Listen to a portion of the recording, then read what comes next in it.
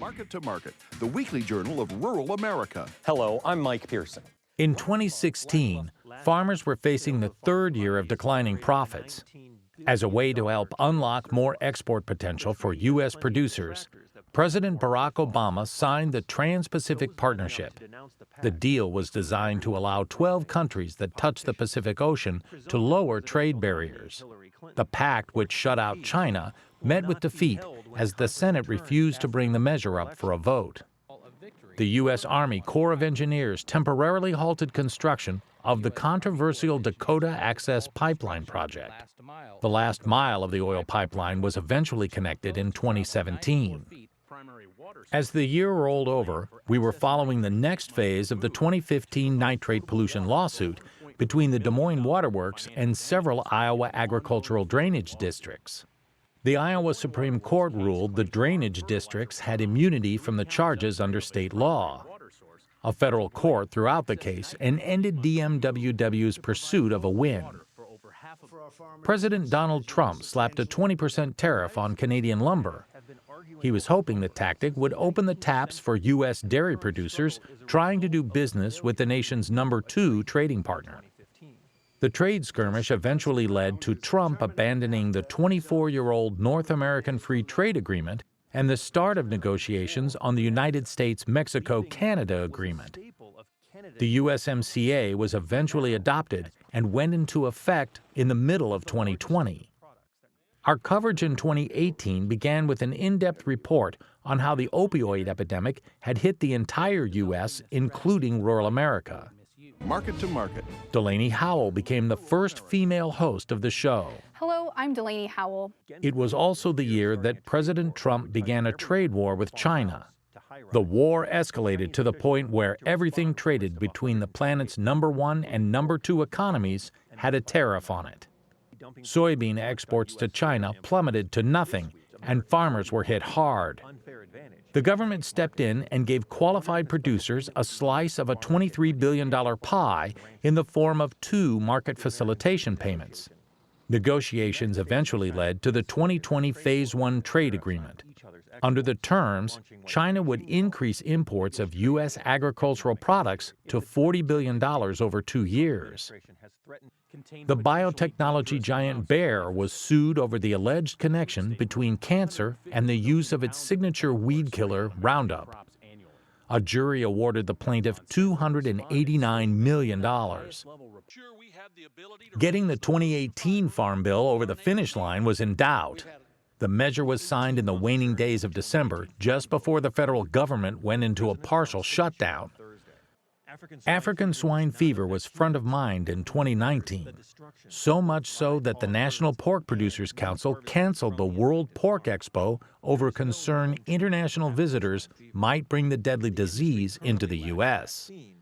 In March of 2020, the World Health Organization declared the COVID-19 outbreak a pandemic. The spread of the virus altered everything from how we interacted to how we did business. Eventually, Congress passed the Coronavirus Aid, Relief, and Economic Security Act. The CARES Act distributed more than $2 trillion to nearly every person and business in America. It was also the year Paul Yeager became the 5th full-time host of this program. Just after 2021 began, President Biden signed the American Rescue Plan into law. Valued at more than $1.9 trillion, the measure provided funds for almost every segment of society. That year, the Supreme Court rejected another challenge by agricultural lobbying groups to strike down Proposition 12, the California law requiring more space for sows, egg-laying chickens, and veal calves. Prop 12 went into effect on January 1, 2022. H5N1, more commonly known as bird flu, came in with 2022 after a 2-year hiatus. In February of 2022, Russia rolled into Ukraine, starting a war that pushed the wheat market higher over uncertainty of the crop's fate. The drought tightened its grip on Texas, and nearly all of the state's 254 counties were declared disaster areas. Cattle producers who were losing money culled their herds. Orders at auctions were often filled quickly, forcing them to hold the excess inventory. By 2023, negotiations were underway for a new farm bill, but to no avail, and the 2018 Farm Bill was extended for another year. The same thing would happen again in 2024. Officials with the Navigator CO2 and Summit Carbon Solutions pipelines, two hotly debated projects, were laying the groundwork to establish pathways from the 5 major ethanol-producing states to hubs in Illinois and North Dakota. Both wanted to use eminent domain, if necessary, to pave the way forward. A raft of state regulations along those routes convinced Navigator to drop out. Summit has continued its work on the project. A 3-year-old dispute over Mexico blocking the import of GMO corn resulted in the U.S. asking for a dispute settlement panel to be assembled in accordance with the USMCA. Early in the spring of 2024, bird flu was found in the dairy herd. 41 people contracted the virus due to exposure to the infected cows. As we rolled into 2025, President Trump started another trade war. Only this time, it was with every country in the world.